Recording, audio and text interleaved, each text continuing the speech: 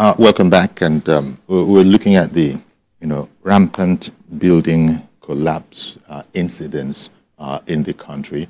It's a serious enough matter. Yesterday, a report in the Punch, 2 paragraphs only from that report. If I were to read it verbatim, it summarizes all that my guest, architect Akinola George, has been saying. The article goes, quote, as of 2024, there have been 17 recorded building collapse cases, with Lagos having 5, Anambra having 3, and Kano, Niger, and Plateau having 1 each. Continued quotes, investigations by the Guild, that is your guild, the Collapse Prevention Guild, investigations by the Guild revealed that professional ineptitude, including excessive loading, use of substandard materials, faulty design, poor workmanship, and weak foundations contributed significantly to the collapses. So this is what you've been explaining. Good morning, Mr. George. Thank you for calling in. Thank you for calling in. Thank you. Uncle Yori, the issue of building collapse, in my view, is not attributable to age of the building per se. It's about corruption. Corruption in the regulatory agencies, corruption among the professionals, contractors, architects, the quantity surveyors, and all that are involved in the building. The regulatory agencies, well, let's start from there. They are the ones who give approved plans. And they are not only supposed to approve plans, they are to follow up construction in the process and discover whatever is wrong and correct it before the building comes to form or is completed. Do they do that? They don't. When they collect money from people, they allow them to use whatever materials they have. Then come to the professionals, the architects, contractors, architects, quantity surveyors and all that, who play advisory roles to clients and to contractors. I've seen this thing in practice because I was involved in it when I was in government. They connive and blow figures up. They are not much concerned about the standard. And whatever the contractor is going to use, once we get the money they have teamed up to collect, they don't care about that again. So what will happen is, at the end of the day, the quality that of materials that are used and the process of building will not be followed to the letter in the building. So the building gets collapsed. I'm so sorry about what happened in Jos. One woman was saying that about 30 children were trapped inside. Let us be sympathetic. This is human life. You want to build a school and you don't care about what happens to those that will be in that school. You just want to collect your money and go. And every Sunday they will go to church. Some will go to a mosque on Friday looking for, I don't tire of your... It is exasperating. Thank you very much for calling in, Mr. George. It goes back, he even just said one word, corruption, to describe all these things. Because, I made the point at the very beginning that there are standards, there are professionals, but these specifications need to be upheld by, it's not a computer that's going to uphold it. You must see it. Even if you're going to use the equipment to determine what the condition of the site is, it is people that are going to, that are going to, have to be there to take measurements and take assessments. But if these are, to use the word, corrupt, what can be done unless it is seen as something of an emergency, which would be revolutionary if Governor Sanwo-Olu or any other governor were to get up and say, you know what, as I said, zero tolerance. Any slightest infringement will be visited with the full weight of the law. It would be a revolutionary stance. And you ask the right question, imagine what would happen. And a lot of viewers out there can imagine what will happen. Reverend Dominic, good morning to you, sir. Say something for Dominic comes so as not to burn his credit, sir. Okay. We'll go back to this point. Good morning, Reverend. Okay. Chief Yori, we can do something about this issue. How? Let me give you an example of Lagos Island. Okay. Most houses in Lagos Island are residential houses, but our brothers have turned it to become commercial houses. Now, let's say a house is meant to carry 10-kilometer load. Now you have turned it to a warehouse from first floor to the last floor. I went there last year to buy a plot. You already got me witness. I was carrying a staircase of a particular, shopping mall. The house was shaking. The staircase was shaking. And I asked one of them and said, why? He said, I saw we sell more for years and I saw it day. Now, what are we going to do? The governor can go to Lagos Island and see all these things with his technical departments like the professional in the house. And they will mark those houses and put it as a proviso to the tenants, the somebody told the company there that this house is no more good to stand. You don't need to go and break it, because if you break it, that's opera. The government can put a sign on it. This is no more good to use. That is one side, so that everybody coming there will know this house is defected. So you leave it. When something happens, nobody will blame the government. But if we keep quiet, it will keep crumbling, especially Lagos Island. Let me say this. I don't know whether the professional there know what I want to say. When I built my house here, I dug a borehole. It's a small estate here. So this engineer who came to clean my water. He said, sir, all of you in this estate has borehole. It's a danger. Your borehole alone can serve the whole estate. Well, not too many. But drilling a borehole in every house can even cause trouble to the ground. That when there's a little shaking, it can bring down houses. And he was wondering that this thing may happen in Lagos or anywhere, where every house has a borehole. That is not good. I don't know how the professional there will react to it. This borehole everywhere, compromise also the soil. That's what the professional say. They were doing it in Lagos. Every house has a borehole. Every house has a borehole.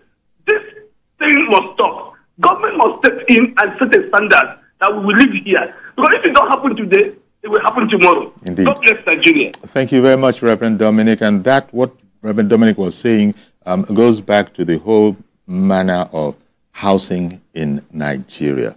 In other countries, it's not like that, where everybody is struggling to build a house, and because you must have a local government for, a possession, you must have everything, you do everything by yourself, because government is not going to bring anything to you. So that's what he's talking about there. It still is the biggest problem. It is the biggest problem that we can imagine. We can just be getting examples, like Mr. George called in and was citing examples, especially of corruption. Reverend Dominic has now called in. There's much that is wrong. And my mind keeps going back to, now we are lamenting the loss of lives, in particular of children. If those figures, if there had been a crystal ball and we had seen that 22 children are going to die here if the needful is not done, of course, the right thing will be done. But because there is no way you can know or see into the future, we let them go. We trust our engineers and whoever are the other gatekeepers in the building industry, who we have been hearing reports of that there might be compromises. And then this happens. And it will continue to happen. So, do I come in now? Please, sir. I want to, first of all, refer to the first speaker, Mr. George, okay, who was talking about corruption. And then he was mentioning architects compromising, some professionals compromising, and so on. It's a bit presumptuous. You didn't like that? Yeah, not because I'm an, excuse me, please, not because I'm an architect or a professional. It's because you can't just wrap everybody up in one bag and put them there. Why would I be here if that is the case? So it's a bit presumptuous. These things happen. I mentioned it earlier about the policemen and all the rest. That is, it's a society-wide thing. It's a societal dilemma. But beyond all that, what are we going to do? When we said that the governor may just come up with a fiat that, bring down this, bring that, that will cause more problems. So why don't we do this? What we can do is what BCPG has been suggesting for the past 6-7 years. BCPG, Building Collapse Prevention Guild, has suggested a system of codification that is more like the crystal ball you are talking about. Yes. You know, it's scientific. And people are not paying attention. Well, I don't know. We presented it to various governments. We presented it to Ogun State government. We presented it all over to Lagos State. What does codification say? It says that the land you are building on has an address. It has survey documents. The professionals that are doing the designs, they are registered. They have professional addresses, professional numbers. The building itself and all those other factors that come into making that building can be codified so that you now know when that building is sick because it's on the computer. So after some time, you know, because of what you have, artificial intelligence is all over the whole place now. So you can easily determine, oh, this building has this error indications. Yes. So please investigate that and either bring it down or repair it or adjust or whatever. So before collapses happen, you already have, it's just like a patient in the hospital with a doctor, because you have a history, a case note with your doctor. And these doctors are linked all over the whole place. Especially that's what I experienced in England. So you can have a diagnosis of what is likely to So happen. you can easily predict when this man will die. Let me bring in Ada in Jos, who has held on for a while. I'll come straight back. Good morning, Ada. Good morning, your guest there, that is Architect George. Yes. Ada calling from Jos Plateau State. It's unfortunate that we had a Black Friday, 12th July, you know. Really sad. We lost those young children, you know, just because of negligence. That particular incident would have been averted. That's what you're talking about. And the problem with just like the ones you enumerated, the use of standard building materials, the deployment of unsafe but cost-cutting techniques in housing construction, lack of professional supervision at various levels of the construction process, lack of enforcement of laws. Enforcement of laws help to regulate people's behavior, their behavior or conduct. When the last time I checked on the plateau, the past 7 years, we have had over 5 building collapse. And each time they will say they are going to bring them to book. Up to now, we didn't hear anything about them. Nobody is punished. But I'm very optimistic that the governor we have now, Caleb Mufwang, he will do it with his executive order 003. If he implements it to the letter, I think people will sit up.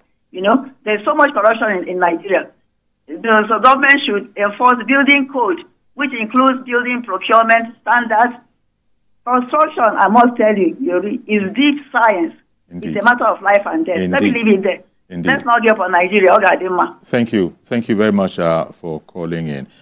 Take Lagos State government. Lagos State, you know, it's very serious about these matters. It's just that, take the recent, although that is a different kettle of fish, when buildings were erected wrongly, where they should not have been erected, and all of that, and Lagos State went around and was knocking down these houses. Of course, there was an outcry that included charges of unfairness. Where were you when all of the approvals were being granted?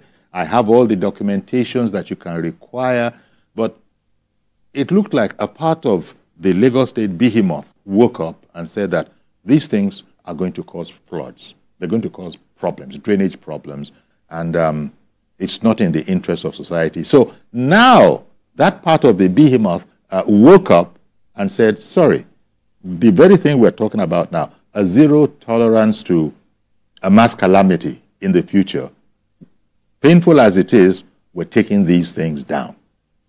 Well, in that instance, they did it. But where there's even the approval to now measure and do what you've just said, be able as a true professional to be able to diagnose a fault and modification. Yes. That seems to be where the fact that a building is looking fine, the color is great, the roof is great, it looks like... Doesn't mean it's well. It doesn't mean it's well, but for some reason, the people that you would expect not to be impressed by such things also seem to be, quote-unquote, fooled like the rest of us. Well, this report that I just told, this codification thing I just told you about, the report is on the table of the Lagos State government. We submitted it to 2 or 3 commissioners. You know, codification of houses, buildings, and the professionals. When you codify this, you now know who built, who designed what, where it is built, the codes of the survey plan, the various... so you can easily, on the computer, identify that building. You know where it was built. You know the materials used. So ultimately, you are able to predict the wellness of this building. And if that building is sick, you project in future that, look, let's do this and that to so and so building. That way, we prevent collapses happening. And the Lagos State government especially has not called us on that. I'm saying it on air now. The reports that have been submitted. We submitted it like twice or 3 times. It was even backed up by the Nigerian Institute of Architects. Because we built that idea together. You know? But still, there's silence. Yes. Well, I don't know. If we're able to effect that, then we can be said to be scientific. If we are not scientific, sir. Yes, sir. Sorry, please. If we are not scientific about this thing, we don't have a crystal ball. We pray from now till tomorrow. Japanese people are not prayer warriors, but they are achieving great things. The same thing with the Chinese. Same thing with the Chinese. Chinese. Here we are. We pray 24 hours. Everybody's. You mentioned it's not a. It's a science. Prayer is not an exact science. Prayer is faith. I'm not comparing us with China, but I think most people out there would have seen on social media things that look like miraculous engineering feats, where train lines, bridges are spanning endless distances, and it's coming back to the knowledge, the science. In fact, Chinese people are leading in the world in terms of infrastructure now because of the feats that they're pulling off. It can only be because the most exacting standards are going to be adhered to. I don't know. They don't have the problem of finances that we have, so that or corruption. Or corruption. They have a different attitude to corruption. They just execute you. Exactly. By the time we execute 10, then the whole place. We will sit up. When entities are functioning now, they are saying they are pampering things. Yes. If you sack the whole board, refineries have been under construction since 2003. Yes. 2003. So that's 20 years ago. There's this tolerance for, now you get it. Let's take a softly approach. Let's be looking. I mean, it needs to be said. And then people want to build. There is no plan for government housing. So government would have been able to insist, because it will be the person doing the building, insist and do the right thing. But people left to do their own thing. They begin to manage specifications. They don't even use the professional builders because that brings on a fee. Things are already, I can't afford Dangote cement or whatever other cement that they are using.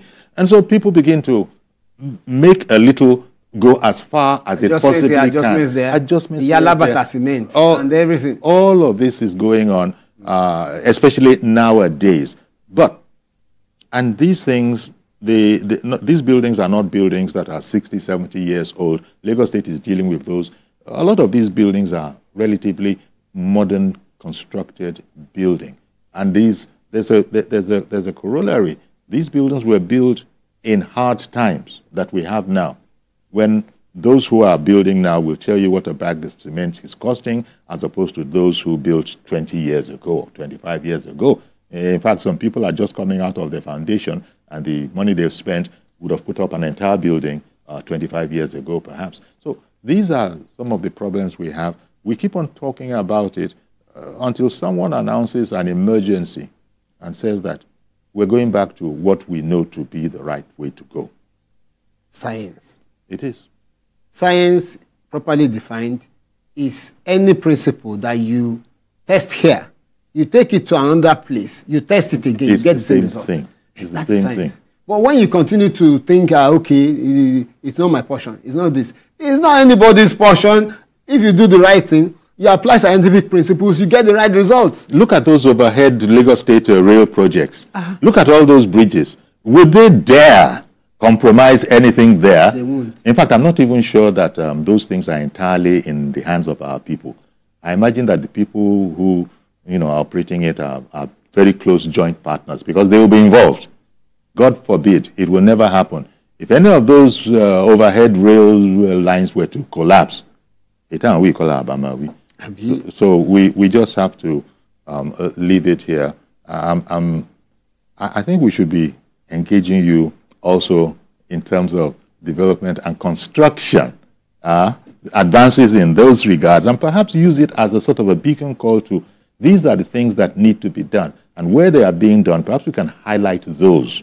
Yes. We can highlight I those. mentioned artificial intelligence just now. Yes. And a lot of areas where professionals can make the difference. In the use of materials. There are new materials in, you don't have to use this kind of paint. There are new materials in town now. Nanotechnology is here.